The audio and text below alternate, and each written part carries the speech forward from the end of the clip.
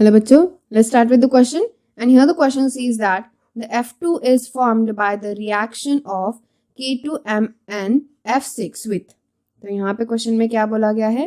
Question में ये कहा गया है दैट इज कि जो F2 है वो रिएक्शन में फॉर्म होता है, दैट इज ऑफ K2MN6 के रिएक्शन में विथ किसके साथ अगर ये रिएक्ट करेगा तो हमें F2 मिलेगा.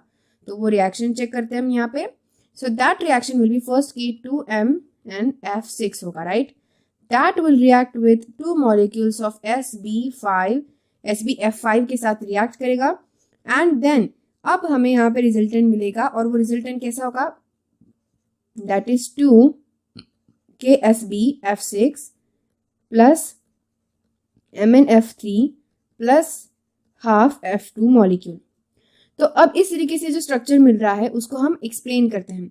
तो बेसिकली होता है क्या, जो K2MnF6 जो हमें गिवन मॉलिक्यूल है वो SbF5 के साथ रिएक्ट करेगा और यहाँ पे होता क्या है कि जो ये जो SbF5 है वो एक स्ट्रॉन्ग लुईस एसिड है, स्ट्रॉन्ग लुईस एसिड. और हमें पता है लुईस एसिड यानी कि इलेक्ट्रॉन्स एक्सेप्ट करने वाला. तो ये एक स्ट्रॉन्ग लुईस एसिड होने की वजह से क्या करेगा, it will displace the weak acid. Weak acid को डिस्प्लेस करेगा और कौन सा वीक एसिड, जो है MnF4. तो MnF4 जैसे वीक एसिड को डिस्प्लेस करेगा.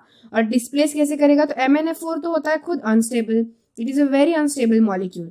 सो दैट्स वाई डीकम्पोज हो जाएगा. ये क्या हो जाएगा, डीकम्पोज हो जाएगा.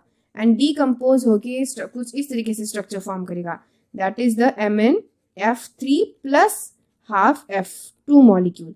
सो इस तरीके से स्ट्रक्चर फॉर्म करेगा. यानी कि यहाँ हो क्या रहा है, दैट इज कि जो SbF5 एक स्ट्रॉन्ग लुईस एसिड है वो MnF4 को डिस्प्लेस तो करेगा लेकिन ये खुद एक बहुत अनस्टेबल स्ट्रक्चर है. दैट्स वाई MnF3 प्लस 1/2 यानी कि हाफ F2 के फॉर्म में डिस्प्लेस हो जाएगा, जहाँ पे हमें F2 यहाँ पे मिल रहा है formed in this reaction, half F2 form हो जाएगा. सो दैट्स वाई यहाँ पे हमारा आंसर क्या आएगा, option number A will be the correct answer for this given particular question. So I hope you got the answer very well. Thank you and all the best.